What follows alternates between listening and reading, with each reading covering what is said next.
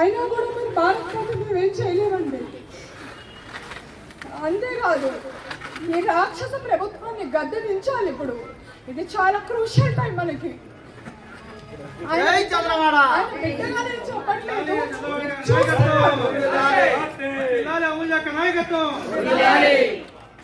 ఇప్పటికీ కూడా వాళ్ళు దాడి ఆపలేదు అంటే రేపు ఎలక్షన్ రోజు కూడా వాళ్ళు దాడి చేయడానికి రెడీగా ఉన్నట్టు సంకేతం ఇది.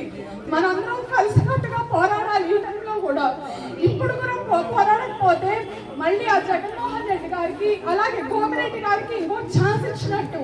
మీరు ఆలోచించాలమ్మా, ఆడబిడ్డలు అయ్యండి. మనము ఒక నిండు ప్రాణానికి ప్రాణం పోసే శక్తి దేవుడు మనకి ఇచ్చాడు. ఎవ్వరూ భయపడద్దు, ఎవరికి భయపడే అవసరం లేదు. మనమేంటి ఆడబిడ్డలము చెంగు కట్టుకొని లంగా మైకెత్తి పిడికిలు బట్టి ఒక్క చాచి మొహం మీద ఒక్కటి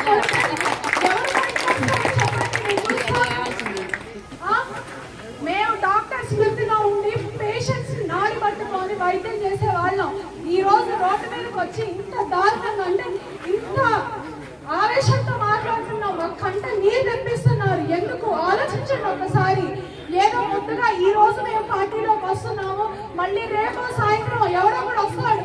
వారిలో ఎవరో ఒక మహిళ వస్తుంది, లేకపోతే వైసీపీకి చెందిన లీడర్స్ వస్తారు. మీ కాలో పట్టుకుంటారు, మీ ఇంట్లో కూర్చుంటారు, బెదిరిస్తారు, దోపిడీ చేస్తారు, కొడతామంటారు, డబ్బులు చల్లుతారు. వాళ్ళకేమో 1000 కోట్లు సంపాదించాడు ఆయన. ఏం చేశాడు 5 సంవత్సరాలు నర్సరావుపేటకి? మున్సిపాలిటీ ఏది? మున్సిపాలిటీ ఎలక్షన్స్ అవ్వలేదు. మున్సిపాలిటీకి వచ్చే నిధులను ఎటుపోతున్నాయి? 1000 కోట్లు ఎవరి జోబుల్లోకి వెళ్తున్నాయి? ఎవరిప్పుడైనా ఆలోచించారా మీరు? ఆలోచించాలమ్మా ఇవన్నీ.